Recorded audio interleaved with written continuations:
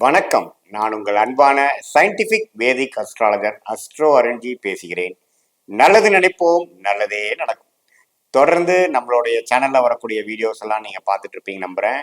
Scientific வேதிக் astrology முறையில அறிவியல் சார்ந்த ஜோதிட கருத்துக்களை பார்த்து கொண்டிருக்கிறோம். எந்த விதத்திலும் மிகைப்படுத்தாமல், மூட நம்பிக்கைகளை போகாமல், உள்ளது உள்ளவாறு நம்மளுடைய போன ஜென்ம பாவ கர்மாவா இருந்தாலும் சரி, சுப கர்மாவா இருந்தாலும் சரி, எப்படி இந்த வாழ்க்கையில நல்ல ஒரு சம்பவங்களாகவும் சாதகமற்ற சம்பவங்களாகவும் நம் வாழ்க்கையில நம்ம கண் முன்னாடி எப்படி உருவம் எடுக்கிறது, நம்மளோட சிச்சுவேஷன், லைஃப் சிச்சுவேஷன் எப்படி அமைகிறது, அதுக்கு கர்மா எப்படி துணை போகிறது, அந்த கர்மா எப்படி செயல்பட போகிறதுங்கிறதுக்கு நம்மளுடைய இந்திய வேத ஜோதிடம் ஒளி தத்துவ பிரகாரம் எப்படி நம்ம பார்க்க போறோங்கிறது நம்ம துல்லியமாக நம்ம சேனல்ல வரக்கூடிய வீடியோஸ் பார்த்துட்டு இருக்கீங்க. அந்த அடிப்படையில இந்த வீடியோஸ்ல பாத்தீங்கன்னா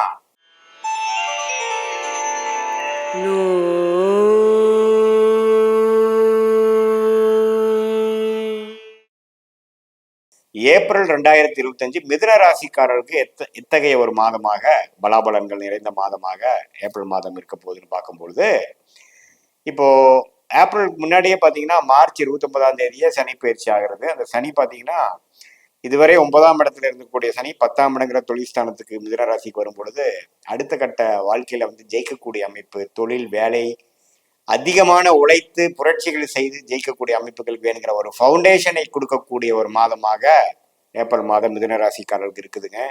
ஏன்னா சனி 10ஆம் இடத்துக்கு வர்றது சாதாரண விஷயம் இல்லை. சனி மிதுன ராசிக்கு ராஜயோகாதிபதியாக இருக்கிறதுனால நன்மையை பயக்கக்கூடிய ஒரு அமைப்பு இருக்கு.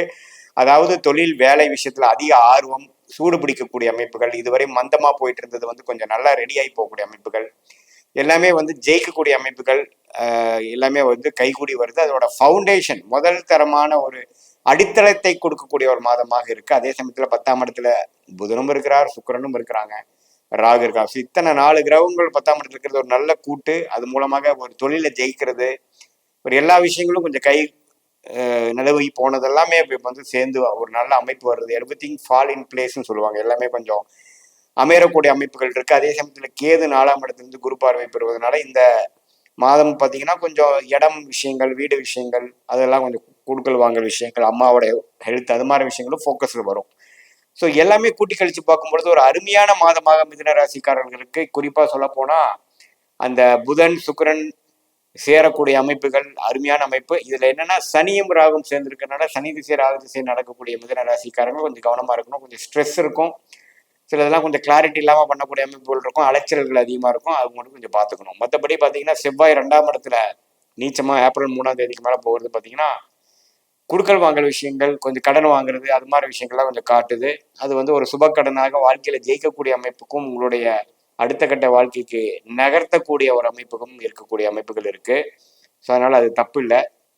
ஸோ சுக்கிரன் உச்சம் பெறுவது பார்த்தீங்கன்னா ராஜோகாதிபதி உச்சம் பெறுவதும், இன்னொரு ராஜோகாதிபதியாகிய சனி 10ஆம் இடத்துக்கு வர்றது பார்த்தீங்கன்னா தொழிலில் ஒரு அருமையான விஷயங்கள்.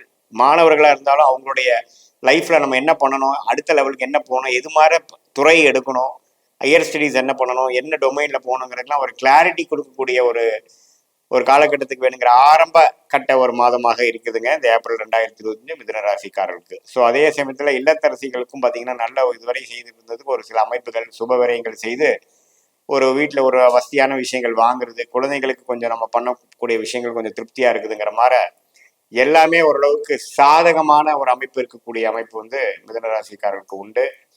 ஸோ இதை எல்லாரும் யூஸ் பண்ணிக்கணும். அடுத்து வரக்கூடிய 2.5 வருஷத்துக்கு வேணுங்கிற சில பாசிட்டிவான விஷயங்கள் இருக்கு. ஏன்னா மே மாதம் பார்த்தீங்கன்னா குருவே ராசிக்குள்ள போய் 7ஆம் இடம், 5ஆம் இடம், 9ஆம் இடங்கிற பாகிஸ்தானத்தை பார்க்கும் பொழுது வாழ்க்கையில எல்லாமே மன நிறைவாகவும் இதுவரை போராடிட்டு இருந்த உங்களுக்கு ஒரு ரிசல்ட் கிடைக்கக்கூடிய அமைப்பு இருக்குங்க. தொழிலதிபர்களாக இருந்தாலும் சரி, நடுத்தர வயதினராக இருந்தாலும் சரி, வேலைக்கு போறவங்களா இருந்தாலும் சரி, எல்லாத்துக்குமே அவங்க செய்த ஒரு இதுவரை உழைத்ததுக்கு பார்த்தீங்கன்னா ஒரு நல்ல ஒரு பொசிஷன் கிடைச்சி இன்னுமே ஆர்வமாக உழைத்து அடுத்தடுத்து மேலே போகணுங்கிற உத்வேகத்தை கொடுக்கக்கூடிய ஒரு மாதமாக ஏப்ரல் 2025 இருக்குங்கிறத நீங்க தெரிஞ்சுக்கணும்.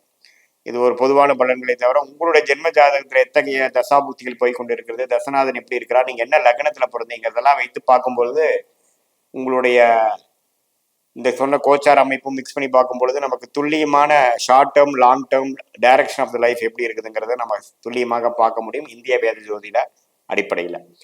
ஸோ இது வந்து ஒரு பொதுவான பலன்களை நீங்கள் தெரிஞ்சுக்கணும். மீண்டும் மற்றொரு காணொலியில் சந்திப்போம். நன்றி, வணக்கம்.